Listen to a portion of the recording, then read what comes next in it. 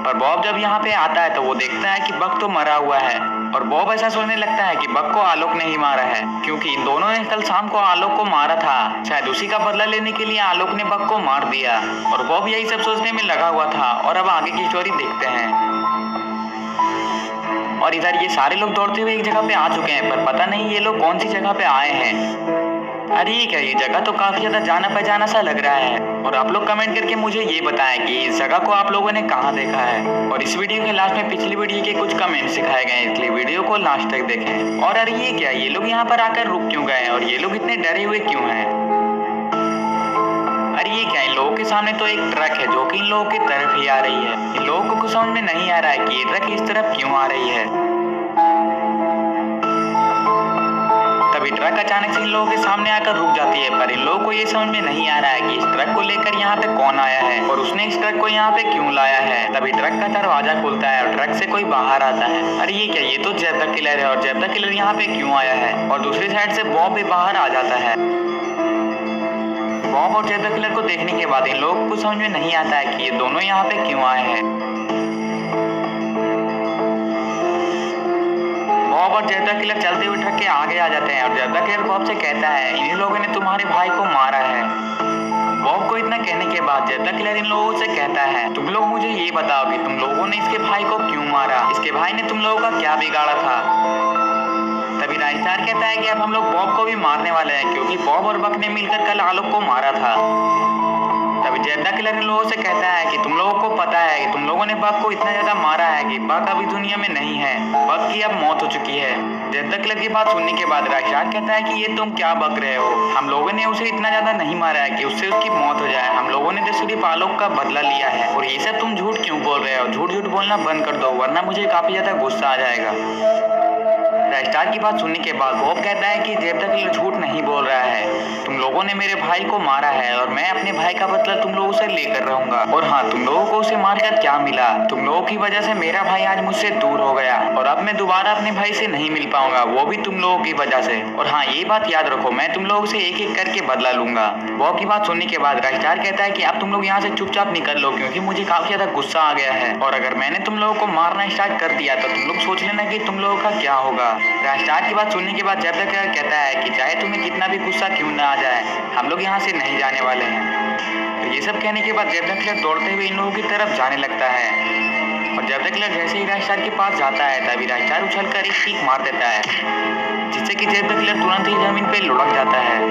और फिर कुछ देर बाद जेब द किलर फिर से खड़ा हो जाता है और छलांग लगाकर राजस्टार को एक किक मार देता है, जिससे कि राजस्टार जमीन पे गिर जाता है। तभी इन लोगों को ऊपर की तरफ से किसी की आवाज सुनाई देती है और ये लोग ऊपर की तरफ देखने लग जाते हैं। अरे ये क्या, ऊपर में तो स्काइलर खड़ा है, पर स्काइलर को कैसे पता चला कि ये सारे लोग यहाँ पे हैं। तभी अचानक से स्काइलर वहां से जंप कर देता है। और अरे ये क्या, स्काइलर ने तो जेब द किलर को एक ही बार में गिरा दिया है। अब शायद से जेब द किलर काफी देर तक नहीं उठने वाला है। तभी ग्रीन क्रिमिनल स्काइलर से कहता है कि तुम्हें कैसे पता चला कि हम लोग यहाँ पे हैं और तुम ऊपर में क्या कर रहे थे। तब स्काइलर कहता है कि मैं थोड़ी देर पहले ही तुम लोग को ढूंढते ढूंढते यहाँ पे आया था, पर तुम लोग यहाँ पे नहीं दिखाई दे रहे थे, तो मैं तुम लोग को ढूंढते ढूंढते ऊपर चला गया। ये लोग बात कर ही रहे थे कि तभी लोगों को ट्रक की आवाज सुनाई देती है और ये लोग जैसे ही ट्रक की तरफ देखते हैं, ये लोग देखते हैं कि ट्रक तो यहाँ से वापस से जा रही है। शायद बॉब इन लोगों से डर गया है और ट्रक में बैठकर यहाँ से जा रहा है।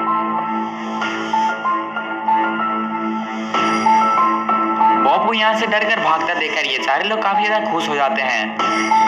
और कुछ देर बाद ये लोग जेब द किलर को लेकर इस जगह पे आ जाते हैं और यहाँ पे आने के बाद ये लोग हंसी मजाक करने लगते हैं। ये सारे लोग जेब द किलर को लेकर इस जगह पे इसलिए आए हैं, ये सारे लोग सोच रहे हैं कि बॉब जेब द किलर को बचाने के लिए यहाँ पे आएगा ही और फिर ये सारे लोग मिलकर बॉब को भी पकड़ लेंगे, इसलिए ये सारे लोग इस जगह पे हैं। तब इन लोगों को पीछे से किसी गाड़ी की आवाज आती है और ये लोग जैसे ही पीछे देखते हैं, अरे ये क्या, यहाँ पे तो एक ट्रक आ गया है। इस ट्रक को देखने के बाद ये सारे लोग काफी ज्यादा गुस्सा हो जाते हैं और ये लोग सोचने लगते हैं कि जेब द किलर को बचाने के लिए बॉब यहाँ पे आ चुका है।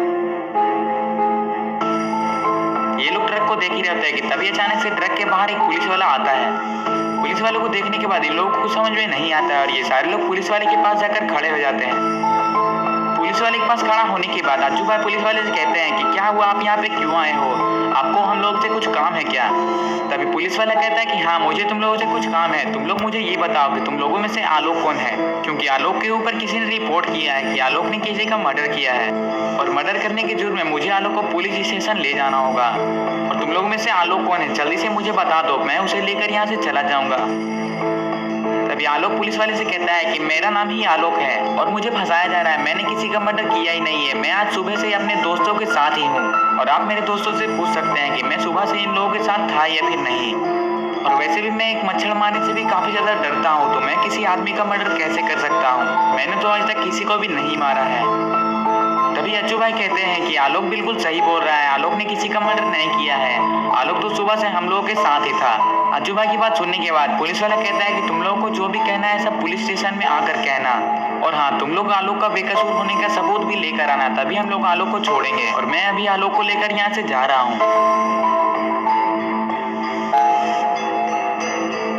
और फिर कुछ देर बाद पुलिस वाला आलोक को ट्रक में बैठा देता है और खुद भी ट्रक के अंदर बैठ जाता है।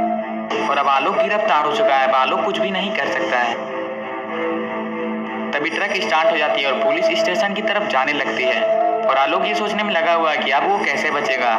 सारे लोग भी ये सोचने में लगे हुए हैं कि आलोक ने किसी का मर्डर किया भी नहीं, फिर भी उसे पुलिस वाले पकड़कर क्यों ले जा रहे हैं। और इन लोगों को समझ में नहीं आ रहा है कि ये सब क्या हो रहा है। और इन लोगों को तो ये भी पता नहीं है कि बग की मौत हो चुकी है और उसकी मौत किसने की है। तो ये लोग आलोक को पुलिस स्टेशन से कैसे छुड़ाएंगे? अगर आप लोगों को भी देखना है कि ये लोग पुलिस स्टेशन से आलोक को कैसे छुड़ाएंगे, तो आप लोग को देखना होगा पार्ट 3 देखने के लिए इस वीडियो को लाइक करें, चैनल को सब्सक्राइब करके बेल आइकन को ऑल नोटिफिकेशन पे ऑन करना ना भूलें।